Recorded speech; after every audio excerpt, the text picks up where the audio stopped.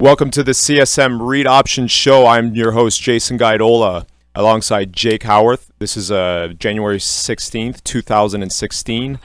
We're here to drop you all the NFL, CFL, NCAA football news. And Jake, how's it going, man? Oh, I'm doing okay. How about yourself, man? It's been crazy. I've been after watching the wild card weekend. I'm just my head's still, but I'm still thinking about it constantly. Oh, obviously you got luckier than other fans, as we all know. Well, it's like it's if you want to again, we'll get into it, but yeah, I'd just say it ceases to amaze me because the NFL always brings something new, and it's always storylines. There's always new storylines. There's always those big storylines, which is key. All right. Anyways, so we're gonna recap the wildcard weekend. Yeah. We're gonna get into the previews for the divisional round, and of course, we're gonna talk about the big dance tonight in Phoenix. Yep. There's gonna be the NCAA national championship, Clemson versus Alabama. Let's start with the NFL. We got to go to Minnesota and Seattle. Third coldest game in NFL. Third coldest game ever. Which is saying something for global warming. Man, like that wind chill, like it's just brutal. Like, how do you? And again, Blair Walsh, I feel really bad for him. Mm-hmm, but man, you got to make that kick. It's a chip shot. You got to make it. But besides the missed field goal, where do you think the game was lost? For me, it was just missed opportunities by the Vikings. They did their defense phenomenal, especially after that collapsing loss to the Seahawks earlier this year when they just got smacked around at their home stadium. So for me, it was just missed opportunities. There was a couple of plays where Stephon Diggs was wide open. Teddy Bridgewater missed him.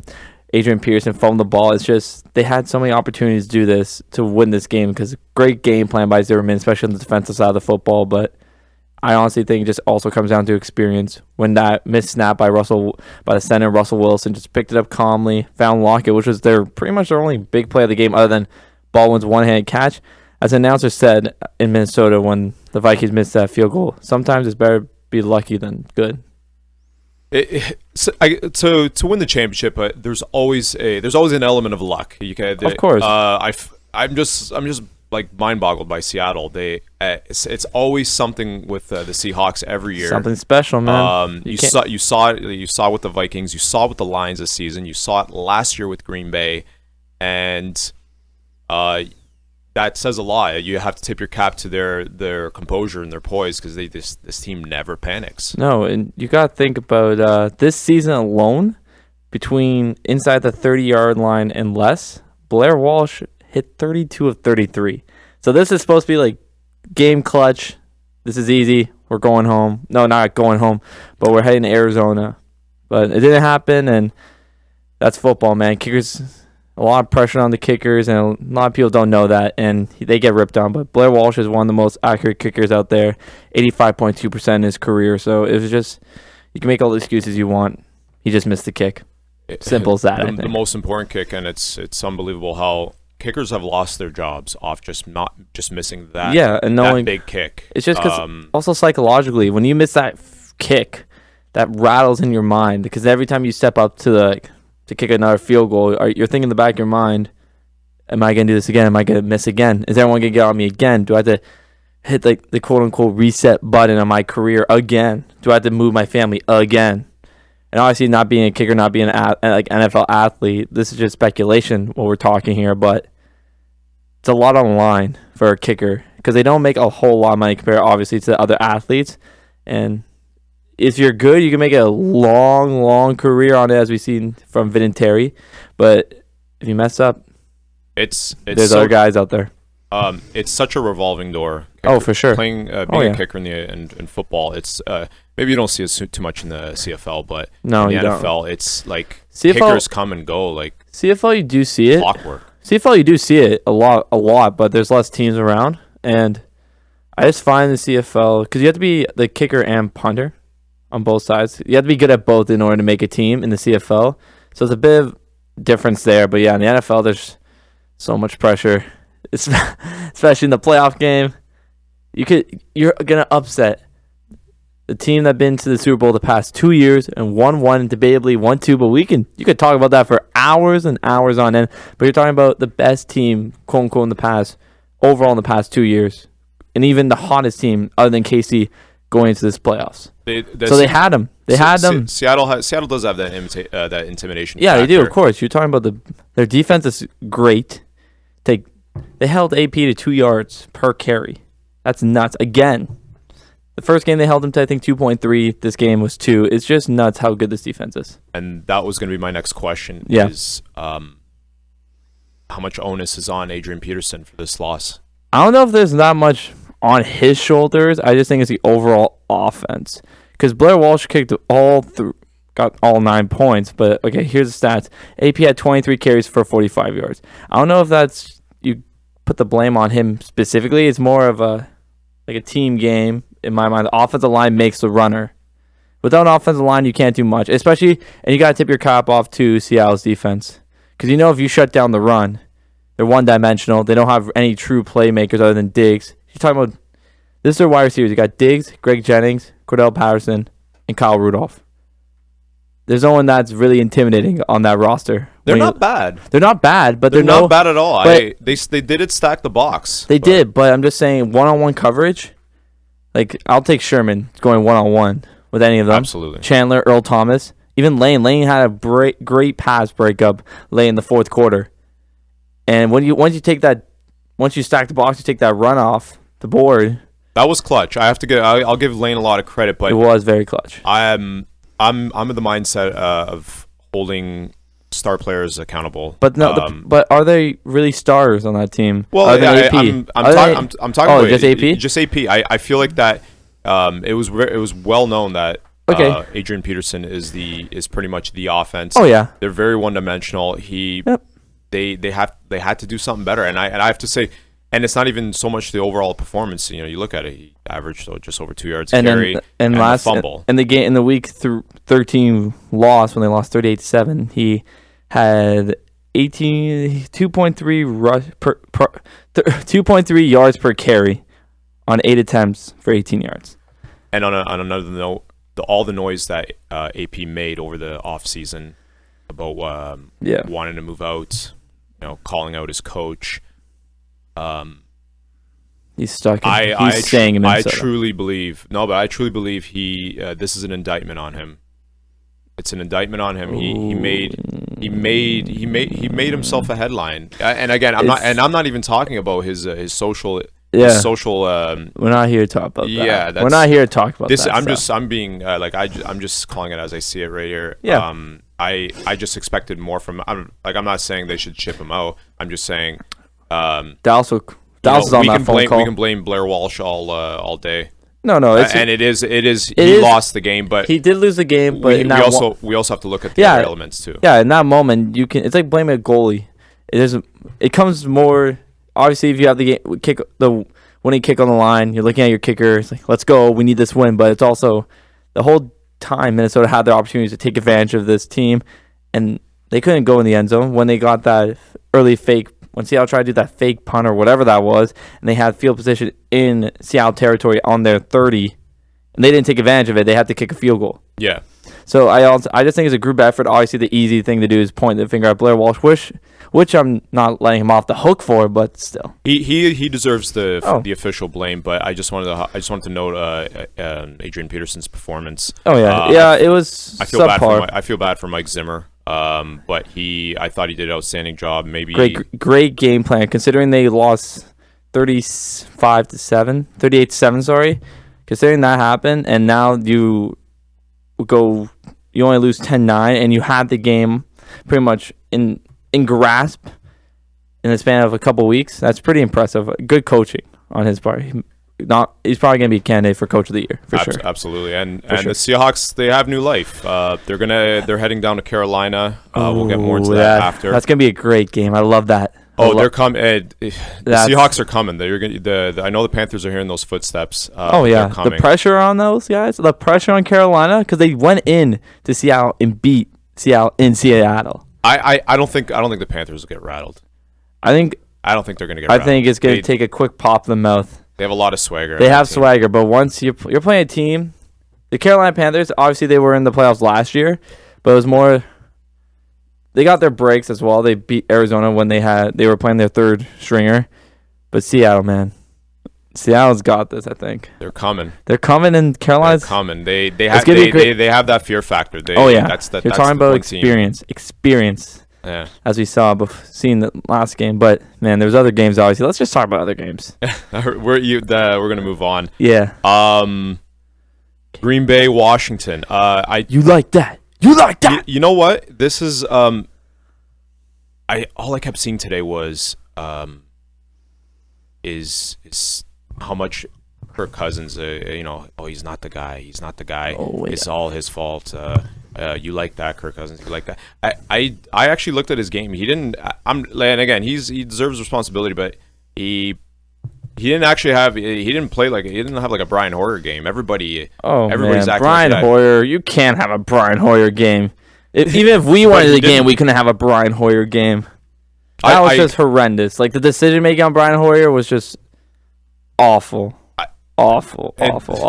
Hoyer was a complete meltdown, but I thought Kirk Cousins was good. He didn't play that bad, but No. he didn't make enough play. He didn't. That's the bot. And I think that's the key is that he just flat out didn't make enough plays to win that football game. And Aaron Rodgers finally got off the schneid. I saw a confident Aaron Rodgers again. He was making. He was smiling. The key was he was smiling. He was having fun out there. But man, Kirk Cousins 29 for 46 for 329 yards with a touchdown. They didn't run the ball that much. And man, Deshaun Jackson, that first should have been a touchdown if he led with the ball, got the ball to touch the pylon. That was huge because you're talking about a score going from 2-0 to 9-0 compared to what it was 5-0, and that's just a momentum changer. If he finished that play, it would have been that game would have been different. Oh yeah, it would have been completely different because different. The defense held Washington, goal line stand, held them, and that was just a huge momentum changer. Obviously, it took Green Bay a while to get on the horse, so to speak, but still, that was just a huge game changer. Another takeaway from mine is Green Bay's running game in the second half. Yes, Lacey. We had a sighting. We found Lacey. That's what they needed. They needed something. You need the balance. They need that balance. When they won the Super Bowl, James Starks was was the MVP pretty much. Not of the Super Bowl, but of the playoffs, because he was that guy that no one really knew about Buffalo. That he just came on the scene and just took it and ran like the wind. And he's been there ever since. And you need a running game. To win the Super Bowl, especially to just come out of the NFC, you need a running game. You don't want to play Arizona. You don't want to play Carolina. You don't want to play Seattle when you're just one-dimensional. You have to run the ball. You must to get out of this conference. And it showed that when they already came up with when they had that lead, they kept running the ball. They committed to run. Takes a lot of pressure off Aaron Rodgers, and it's going to help him facilitate maybe a little play action. But it was good to see Aaron Rodgers because he's been having a rough year. Oh yeah, rough year like win wise. Even performance. Speaking, it was just their O-line's bad. It's simple as that. They're just bad. The whole game, even when they were winning, he would step back. After his drop back, he's already pressured. He'd be scrambling around, and the wide receivers had to change their route, change what they were doing, and they got to invest in O-linemen this offseason. Well, they have to. They stepped up. It's funny. They stepped up last night. They did. Oh, yeah, for sure. He had time to throw. They gave him time. And I think it was more like it was Rodgers. He didn't. I noticed he was a little deer in the headlights last few weeks. But oh, yeah. Oh, deer in the headlights is an understatement. And everybody wrote them off this week. I did. I did too. Man, I thought Redskins in Washington, Kirk Cousins, I know they haven't beaten an above 500 team this whole year. That momentum, the defense was playing well. Kirk Cousins had the swagger. Just everyone on the team just had a nice swagger going. And I thought their defense, they held Aaron Rodgers for the first bit, but then that second quarter, just 17 points in the second quarter by Green Bay. It was just, I don't know, the defense just couldn't stop the run, especially. They were Green Bay just kept chipping with the run, and then Lacey ran for 30 yards and Starks ran for 22. It just opened the game up wide open for Green Bay. Good for Green Bay, but they're heading to Arizona. which is going to be funny. It should be interesting. It's I remember a playoff games a few years ago in Remember last time? the University of Phoenix. Remember last time they went to Arizona earlier this year? Not earlier, but a couple weeks ago, week 16, 38-8, a beat down, and that was supposed to be like one of the legitimate games, and it was just a total beatdown. They held Rodgers to only 151 yards, and Carson Palmer just picked them apart. It was bad. You can bet your dollar he's not going to have that type of game. Oh, I hope not. I hope not. That's for entertainment wise. He's not going to, but I still think Arizona's too much, even without the Honey Badger in the secondary. That defense is too. Especially think about what happened last time Arizona played. They got whooped by Seattle in Arizona. Arizona, they got whooped. No, but still, that's a terrible way to end the season. They lost 36-6 at home. That's not a good way to end the season. You know Bruce Arians is on this team. He only benched Carson Palmer. That's what I'm saying, though. That's what I'm saying. Green Bay's better watch out for Arizona, because Arizona is going to come out and just swinging. Because at the second half, the only person he benched, was Carson Palmer, because he said, or paraphrasing, like his team didn't have enough energy. It looks like they were just like, whatever, we'll take second place, not a big deal. Not very common. It's quite common to see that at the end of the season. And you're looking at the offense that has the most yards per game, 408.3. Carson Palmer, MVP candidate. Highest QBR in the NFL. 0 to 100.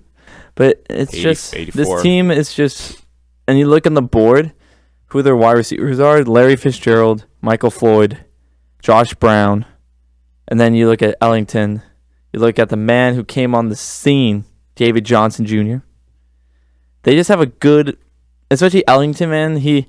He's great back, but he's never healthy. But now they finally have him healthy. And I just think Arizona, they're going to come out swinging. It's all about... And Green Bay's got to watch out for that. Down the stretch of these playoffs, it's always about health. It's always about the depth. Who's hot? And it's also who's hot. And who's hot. And speaking of hot, AFC, man. KC. 11 straight. Kansas City Chiefs will move on to play New England at Foxborough. You are correct. Of course. Of course. I made a comment years ago. I used to tell everyone, I always thought the Kansas City Chiefs, when they had all those like wave of first round draft choices, I said this is the team to watch. And I've been saying that last 3 years. And this year I actually wrote them off. Finally, I said, you know what? I'm done with KC. I don't want to have. And now they finally came out. They started 1-5. How are you supposed to stay on that bandwagon? I know. First NFL team to do that. I had so much faith in them, and then they had that 1-5 start, and I was just like, you know what? I'm done with Kansas City. Man, first NFL team to start 1-5 and win 10 straight. And they just they lost. Sorry, they lost 5 straight and then won 10 straight. Now 11. They won their first game against Houston, 27-20, but then after that lost 5 straight, and they didn't play any like the first 4 games they played at Denver, at Green Bay, at Cincinnati, and this is when Cincinnati was healthy with Andy Dalton. So those games are not against chumps, but they did lose to Chicago and then Minnesota, another playoff team. So they played all these playoff teams early in the season, and then they beat Pittsburgh, and then they just start building and building. They beat Denver, and they just kept going, and then they beat my Bills. They just keep going and going. And then once you got the locker room believing in the system that Andy Reid has put out, especially with a Jamal Charles going down. Everyone thought the season was over, especially when Charles there put their hands in the air and went, okay, it's probably going to be, Casey's out this year, they're going to draft another running back or something. It's just amazing watching the story, and New England better watch out. This was my, if you remember our discussion, my dark horse was KC, and I said if KC goes to New England, with New England's shaky offensive line, their injuries, Edelman is playing. That's breaking news. I don't know. I don't think they're going to contain them, because you have the team that has second most sacks and second most INTs in the league. You're absolutely right. I wouldn't count out New England. I'm not counting them out, but I'm saying it's going to be a close game, and I'm just saying New England better watch out, because this team is no scrub. And obviously, Tom Brady, Bill Belichick, Daniels, offensive coordinator, they're going to be prepared. Nothing wrong with that, but I'm just saying, if any team in the AFC was going to challenge them on both sides of the ball, It was going to be Casey. Obviously, Jeremy Macklin going down with the high ankle sprain. Thank God it's not like a torn ACL, MCL. They say he might be ready to go. Yeah, exactly. He might be. He's questionable. But with that balance, especially that defense, better watch out, man. I just want to throw out Alex Smith's playoff stats, his touchdown to interception ratio in his career, 9-0. He's a game manager. Nine touchdowns to 0. The thing people get on to him about is that when it's time to play, when it's like take us to the promised land, he doesn't do it. That's the only thing people say about him. I have trust in Alex Smith. Oh, I agree. He takes care of the ball. When he has a lead, he knows what to do with it. And he's got lots of experiences. Yeah, exactly. He's been through hell, and now he has the overall pick back in Utah. Back in 2005. He had all that pressure, didn't live up to it. Then Jim Harbaugh came in the picture that rejuvenated his career. And then he went to KC with another great coach in Andy Reid. He got a run game. And then, remember, they didn't have any wide receivers before. It took them, I forget how many games to even complete a touchdown pass to a wide receiver. It was just Charles and Kelsey. That was it. My God, their offense was so bad last year. Yeah, but they're finding ways to get it done though. And if they can get by New England. It was good to see because especially the last playoff game. Remember that one they were in? Absolutely. The Indianapolis game when they had that big lead and they lost 45-44. And think about it, Alex Smith threw 378 yards and 4 touchdowns in that game. And he lost. And that's just good. That's just great for the defense when they came in first shutout in NFL playoffs since 2006 when the Carolina Panthers did it to the New York Giants. What am I saying? NFC. But yeah, this team is hot. Obviously, 11 straight. They believe in what the coach is saying, and they're just watch out, man. Like I would not be surprised if this team. Just imagine if they win and Denver wins. It'll be another game like Cincinnati versus Bengals. So just a great divisional rivalry, third matchup. You already know the person's playbook inside out. You know their personnel, and that would be a great game. Well, more that's probably I think Kansas City. The Panthers and the Seahawks, but other than that, I think KC and New England. That's the most intriguing game. Anytime it's New England, Foxborough, it's going to be really good to watch. Anytime. Going on to the AFC North, what we've been probably dying to talk about. Your boys. I set this one up. You've been dying to talk about. A lot is going through my mind about this game. I was watching a Saturday night. I was at the bar. I was at an establishment with people. Me too. But I was with a person. With a lot of people. But you know what? You see how different the game changes when you see inclement weather get into the equation. It was just pouring rain. It was so wet. Because it was mild Saturday. It was very mild. It was mild, especially in Ohio. That's plus. It's so weird. It was in Ohio, and that's usually Ohio's cold at this time. Well, it's because we're getting we're not too far from Ohio. No, we're not. It was just the Steelers get it done again. Marvin Lewis 0-7. But let's get back to what let's focus on what happened on the field between both teams. These teams are ready, like the blood's in the water. They're ready to kill each other. I want to know your thoughts on where the game was lost. That's just where was the game won? Where was it lost? When Casey, I think it was just self-destruct when Burfict intercepted Landry. Cincinnati, right? Yes, but I'm saying the player intercepted Landry Jones, the backup quarterback, as we know, went in for Big Ben, who got injured in the third quarter. When he and Adam Pac-Man Jones were running to the locker room, I just thought that was just a bit over the top, and I thought it was downhill from there. Jeremy Hill, one hand on the ball. When you're running the clock out, you put 2 hands on the ball, hold it together, especially in wet weather like that, and it was just downhill. And then, obviously, that pass over the middle, the penalty, the headshot, it was a meltdown. Just a meltdown of this, and it was just classic Cincinnati. In the playoffs. I totally 100% agree with you. I think Jeremy Hill, I think he lost the game. I know Burfict, but that doesn't shock me. Everyone goes for and both sides of the ball on both defenses are going to go for kill shots. Oh, especially when it's Pittsburgh, Cincinnati. Especially when those two, it's like Baltimore and Pittsburgh. With Suggs out there, you just know that's rivalry. People are going to go for that extra hit, especially the hot-headed. There was never any hesitation there. But I did think the game was lost on Jeremy Hill. You have to close that game out. Yeah. And they're going to be kicking themselves on two hands on the ball. Simple. 2 hands. But I have to hand out to Big Ben Roethlisberger. Yeah, I'll give him. He came out right. I'll give him credit where credit's due. You'll give him credit where credit's due. He did exactly what I expected him to do. Yeah. Oh yeah. He came in clutch, like he does. Playoffs. They head to Denver. Pittsburgh heads to Denver at Mile High.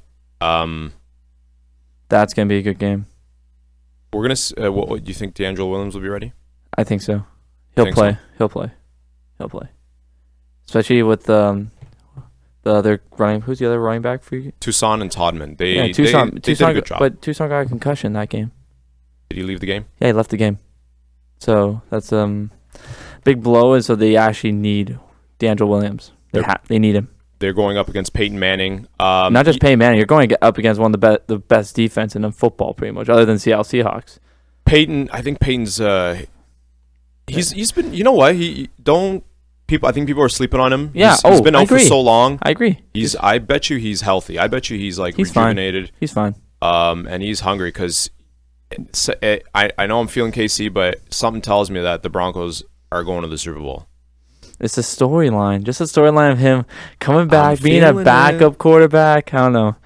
This is the NFL. It is the NFL. Anything can happen, as we just were talking about in the Cincinnati-Pittsburgh game. There's no way that anyone could predict what just happened. It's, as Tony Ambrosio says, is the best reality show out there. You can't predict it.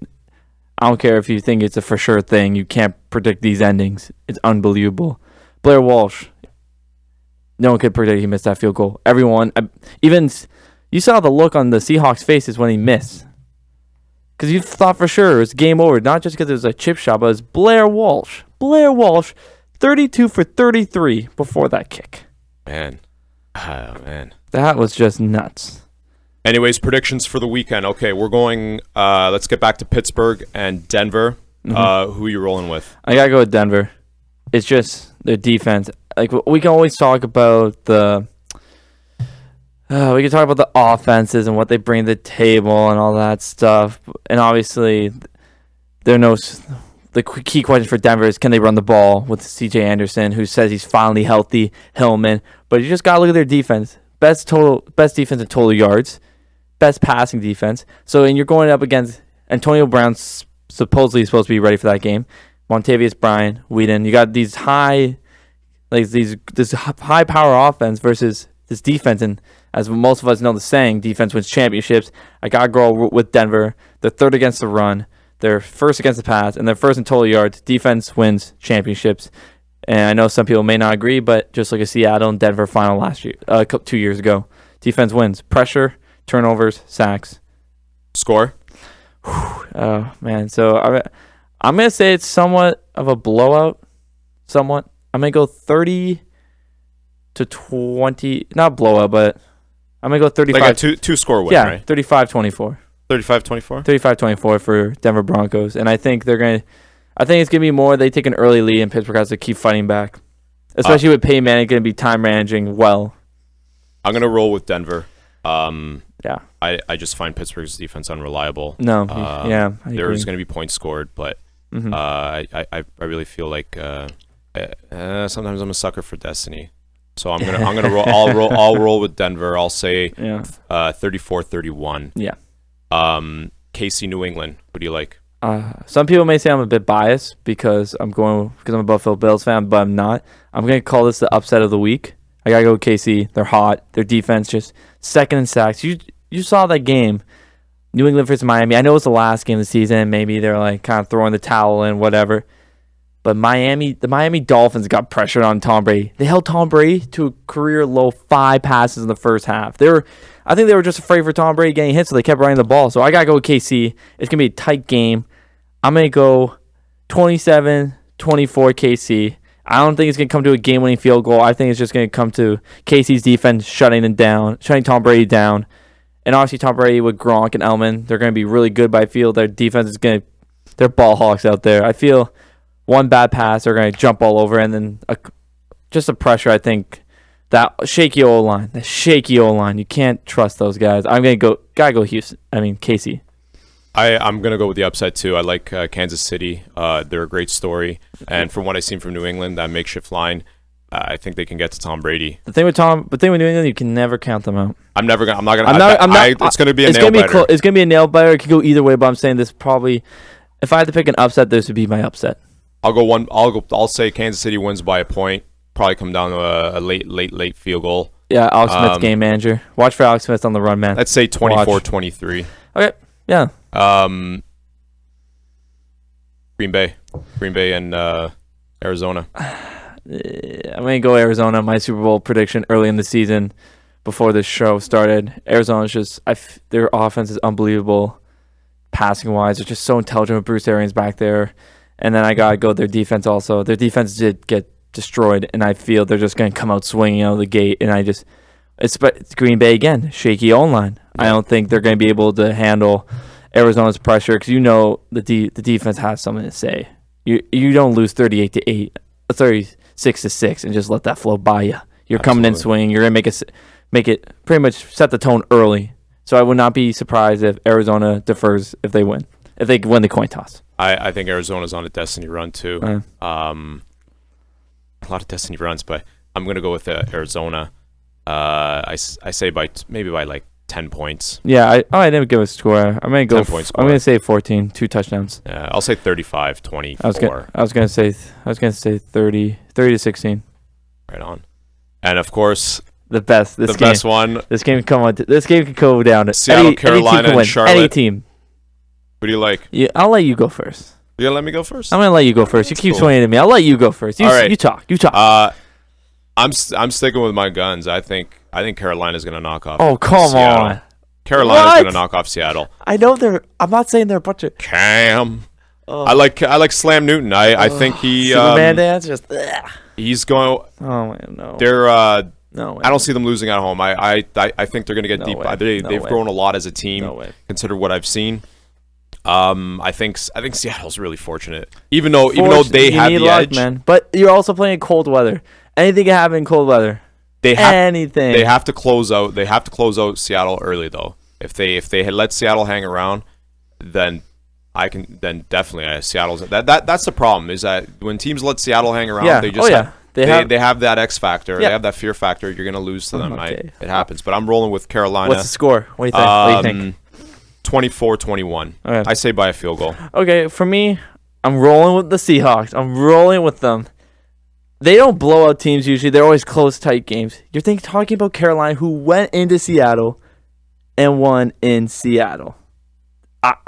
They won 27-23 on a Greg Olsen touchdown. But Seattle has that swagger again. That defense come together. Their defense is ranked second in pretty much every category. And Russell Wilson, key figure right there. I just don't see Seattle losing this game. I think it's going to be a nail-biter like last year's playoff game between Seattle and Carolina. It was great to watch. It's going to be a very, very, very entertaining game. But you're talking about a team that's second in total defense, second in the pass, and first against the run. You saw what they did to AP. They shut AP down. They're going to do the exact same thing with Jonathan Stewart, with Cam Newton. They're going to hold him in the pocket. They got guys that can run, and we got a healthy secondary. This is a Seattle team that is gonna be a very close game. I'm gonna go 30-27 for the Seahawks. Oh, you think they're gonna score more?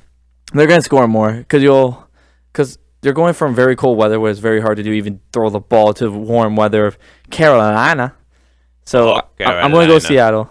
And they're third rushing, and that's without Marshawn Lynch. If Marshawn Lynch plays, even though he hasn't played all year, or not most. He's played this year, but most of the year, I got to go with them. And Russell Wilson, 4,000 yards passing. Career year. Yeah, he's showing up. He's showing people, don't forget about me. Just on a side note, I want to point out that Russell Wilson and Cam Newton, they both had huge growths this year. Oh, yeah, for sure. They're officially emerging into the upper echelon of quarterbacks in terms of passing wise, because at the end of the day, quarterbacks have to grow as passers. And I see that mature. Well, even though Russell Wilson was already mature, But I've seen, in my eyes, from what my eyes saw, I definitely these both. Russell Wilson's already there, and he's already given the production. Cam Newton, he's showing that he can lead now, and he's grown up. So it's something special. I think it's really, really special to see Cam Newton's growth. Yes, that's true. Franchise quarterback. Since he got drafted, because we still had some questions about him. Yeah, leadership-wise, he had the towel over his head. Everyone questioned that. But, yeah, he's played outstanding this year, especially with no Calvin Benjamin. Questionable weapons at best. And he, especially the past couple games without Jonathan Stewart, he played really well. He deserves MVP. Oh, yeah, he does. I honestly agree. But think about this. The only knock on Russell Wilson was everyone said, oh, he's a product of Marshawn Lynch. And I was probably one of those believers, but Wilson's a true leader. Just over 4,000 yards. You're talking about 34 touchdowns, 8 interceptions. This guy's a real deal. This guy knows how to game manage. Just that play alone in Minnesota, that bobble snap, how calm he was. 99% of quarterbacks would just jumped on that ball and called it dead. He was just so calm there. It's all about transition from the college level. It's that I think that's how I would measure a prospect is what's your transition going into the pro game. And the less of a transition you got to make, the faster you're going to succeed. But yeah, speaking so divisional NFL divisional round 2 next week. Going to the college scene, we got the national championship tonight. Looks like we're going to the Distillery District to watch this one. Oh, you know we are. You know it. We got Alabama Roll Tide and Clemson Tigers. This is going to be an exciting game. We got the Heisman Trophy winner, Derrick Henry. And then we got Deshaun Watson, who came second. Right. Can I just interrupt you 1 second? Yeah. Just found the stat. And Russell Wilson, 1, 2, 3, 4. Past 7 games, 24 interceptions, 1 pick. 24 touchdowns. 24, yeah. What am I saying? 1 interception. 24 touchdowns, 1 interception. And even if you count last game, it'll be 25-2. That's serious. Watch out. He's Sorry, growing. I had to. No, that's fine. No, you got to throw the stat. No, I was kind of hoping you'd already throw that out, but you got to double check the stats. You got to double check. Got to check it, baby. We ain't leaving nothing out. Okay, anyways, Alabama versus the Clemson Tigers. What do you think the key matchup is tonight?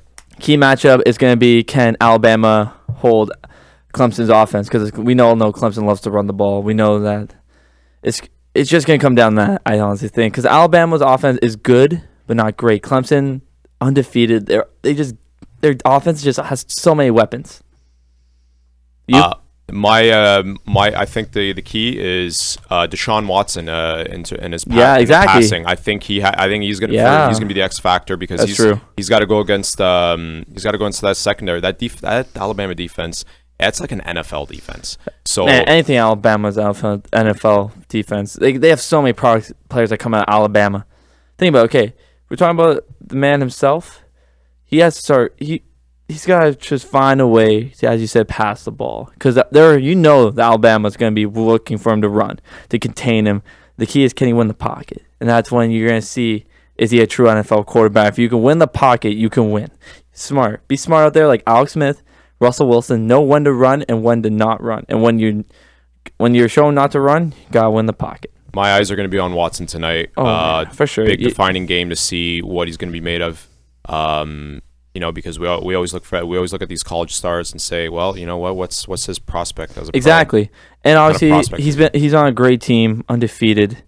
And the key is, like you said, in his last 6 games, he's ran over 100 yards in 5 of those 6 games. Who do you like tonight? I gotta go with Clemson. I gotta ride with the offense. Dabo Swinney. That is Watson. I'm gonna go undefeated season. It's gonna be a great game. It better be. I hope it's better than last year's game. I actually really wanted to talk about Dabo Swinney, but maybe we can get into. We'll get into it next week. Yes. Depending on the outcome of the game. I'm gonna roll with Clemson. I think it's gonna be. They got that Cinderella run. Sorry, what was your score? Oh, I forgot the score. I'm gonna go. It's gonna be a high scoring game because it's college, and like most college games are very high scoring. I'm gonna go 45-42. It's gonna be a tight game. It's gonna be a nail biter. I honestly think it's gonna be a shootout. I think Watson. I think they're gonna commit so much to the run, Alabama at first, that Watson is gonna be forced to throw the ball, and then once he throws the ball, opens the field up, then they have to stop sacking the box, put another person back in the secondary, and then that opens lanes for Watson. I gotta go with Clemson. I'll roll with Clemson 35-31. That covers it. It was a great first show. I'm Jason Gaidola, and that's Jake Howorth. And we will see you next week here on the read option at CSM. Cheers.